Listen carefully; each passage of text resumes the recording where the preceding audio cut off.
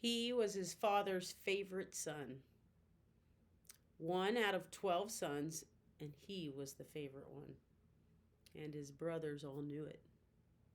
In fact, he received a special garment from his father, and that only expressed to them more that he was loved more by his father than they were. Now, you can maybe imagine what that might have done to their thinking toward their brother, and it wasn't good. So they became jealous of him, even hating him. To add fuel to the fire, their brother had a dream. Matter of fact, he had two dreams, but in the first dream, he interpreted it to them, and he said that they, as his brothers, would one day bow down to him. Woo! It doesn't sound good to brothers. He had a second dream. His brothers and his mother and father would bow down to him. Now, I don't know if he shared these dreams in kind of a cocky way or prideful, or if he just said matter of factly, I had this dream and this is what had happened. But I can tell you this, it made them hate their brother even more. So much so that they decided to kill him. He was out to check up on them when they were out with the flocks, and they came up with a plot, a plan, a scheme to kill him. Oh my, that is some kind of hatred that's built up for your brother. Their older brother, he didn't want to kill him, and so he stepped in and said, hey, let's put him in a pit, because he was hoping to come rescue him later when they were out of sight. Well, he was in that pit, and the brothers were eating, and along came a caravan, and they changed their plan to plan B. And plan B was, let's sell our brother. And so they did. They had already taken off that special garment that he had been given, and they kept it. They sold him, and off he went with them. And they took his garment, put blood on it, and took it to their own father and said he must have been torn to shreds by a beast, a wild beast. Can you imagine the pain they caused their father by telling him a lie that he was dead when he wasn't? Whew, that's hard to imagine. Joseph, that's who we're talking about. Joseph went to the land of Egypt. And he was there. When he was there, he arrived and he was sold as a slave to Potiphar. Potiphar was the captain of the bodyguard of none other than Pharaoh. And Potiphar put him to work as his slave, and he discovered that the Lord was with him, and whatever Joseph touched was successful. And so, being, like, hey, let's take advantage of this, I'm going to put him in charge of all that I own and everything in my house. And so he became his personal servant and overseer of his house. And indeed, Joseph's work was blessed, and therefore Potiphar was blessed. But there did come a day when Potiphar's wife falsely accused Joseph, and Joseph went to jail. The Lord followed him there, though, and he also was successful in prison. He was put in charge of the other prisoners, and the Lord blessed him, and he was successful. There were two gentlemen that also were in prison, a cupbearer and a baker, that worked for Pharaoh, and they had dreams themselves, and they wanted somebody to interpret them, and Joseph did. He said the cupbearer in 3 days' time would return to his job as cupbearer for Pharaoh, but not such good news for the baker. In 3 days' time, he would leave as well, but he would be hanged. Joseph said to the cupbearer, hey, would you mind mentioning my name when you get out there? But the cupbearer forgot all about him. And 2 full years went by when Pharaoh had a dream. And the cupbearer was like, aha, I remember a man in jail that interpreted my dream, because no one around Pharaoh could seem to do it. And so they called Joseph, and for sure, God enabled him to interpret Pharaoh's dream. The dream was that Egypt would have 7 full years of abundance, overabundance of food and crops. But that would be followed by 7 years of famine, great famine. And right there on the spot, Joseph came up with a plan. And Pharaoh said, hey, who should run this? plan except you. You came up with it. And so he put Joseph in charge, and he was now the second in charge in the country. Second in charge. And he did follow the plan. And as they had an overabundance food, they stored and stored and stored more food. And when the famine came, they used the food that they had stored. The famine was great. As a matter of fact, it affected people in the land of Canaan, where Joseph was from. And their father sent their brothers, or his sons, Joseph's brothers, down to Egypt to buy food. Now, Joseph recognized his brothers, but they didn't recognize him. I'm guessing it was because of the way he looked now, the way he was dressed, his hair was done, and or no hair. and so Joseph had a decision to make. Did he reveal himself to his brothers? Was Joseph's heart filled with bitterness? I mean, they did, after all, think to kill him and then sold him.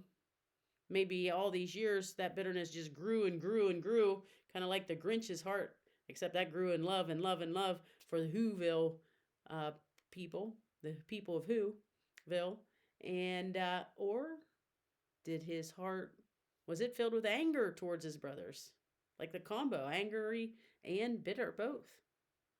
Or was his heart full of joy because at long last, these were his brothers? Well, when Joseph revealed himself, his brothers were terrified, quite fearful. But Joseph assured him that he had forgiven them.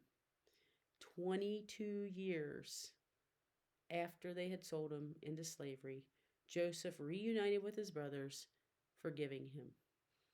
And as a matter of fact, they sent for all the family, including his father, and they came close to where Joseph was, and they lived there, and they received food during the famine. Now, we have a memory verse. It's Romans 12:18, and I want to look at this verse in regard to Joseph to an extent, but I also want to just look at each phrase and talk about, well, what they mean and how that might all go together for understanding of our verse. The first phrase is, if it is possible. Now, I don't know if you know the song Mission Impossible. Dun, dun, dun, dun, dun, dun. But impossible, the mission. But this verse is saying, if it is possible. Now, there's still an if there. So there's a possibility that it's not. But if it is, here are some things that I think about when I think of this phrase, if it is possible. For instance, there was a time when, who would have ever thought we'd land on the moon? People would have thought that's impossible, but it was possible, and it happened. And as a matter of fact, now we've landed on Mars. Craziness. We might also find a situation like this. A friend of mine had cancer some years ago, and they found another growth recently. And I'm pretty sure we were all thinking it was cancer. Guess what? It wasn't. It wasn't. And what seemed to be impossible is possible. And one more example. Consider maybe a husband and wife that are headed for divorce. And it would seem impossible for them to love each other again and not divorce. And yet I've seen that happen. I've seen it happen. So it is possible. If it is possible. Our next phrase is, as far as it depends on you. As far as it depends on you. I don't have any control over everybody else, but I have to do as much as I can, as much as depends on me.